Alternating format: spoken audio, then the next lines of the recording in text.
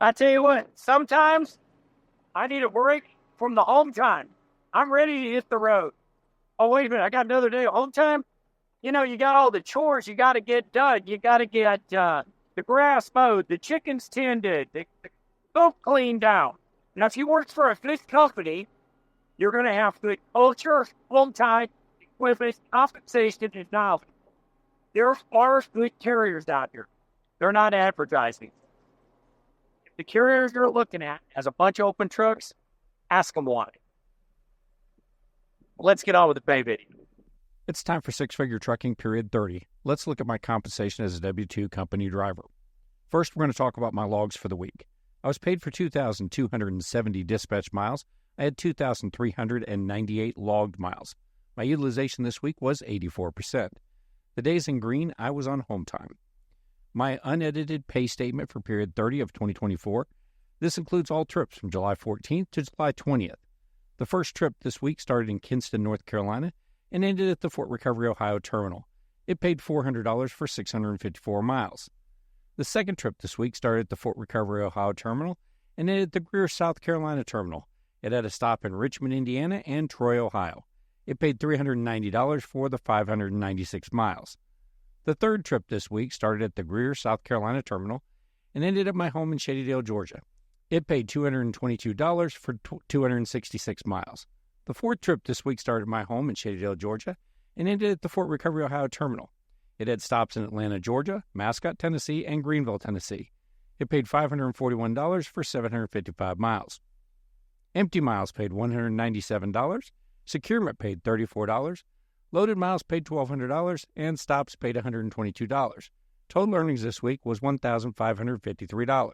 We keep hearing across the industry that drivers are getting less miles and making less money. I'm one that believes in hard numbers rather than anecdotal information. Here's my comparison of miles and compensation for the last few years. This looks at compensation through week 30 of each year.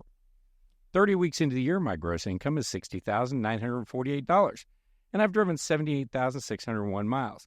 This averages out to $2,032 per week and 2,620 miles per week.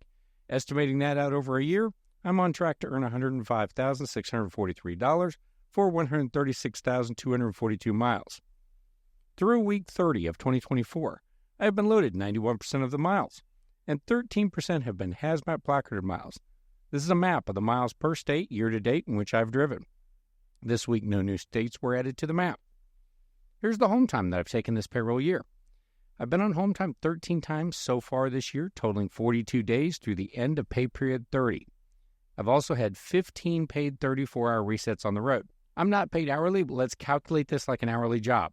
For the week, my gross pay was $1,553 for 52 hours of work. If we break it down to a typical hourly job, it could be 40 regular hours and 12 hours of overtime, resulting in an effective pay rate of $27.08 per hour. However, as straight time, it would be $30.12 per hour. Year to date, I've earned $60,948 for 1,595 hours worked. Out of those hours, 1,183 would be regular time and 412 would be overtime. If we calculate it weekly with overtime, the effective pay rate is about $33.85 per hour. However, as straight time, it's approximately $38.22 per hour. Taking a look at the if only truck drivers were paid for every hour in the truck calculation page, 30 weeks have went by so far. That totals 5,040 hours. I've been at home 1,016 of those hours. That works out to 4,024 hours from the pre-trip leaving home to the post-trip returning home. My compensation through week 30 is $60,948. That works out to $15.15 per hour away from home. As always, make sure you're enjoying every day at work.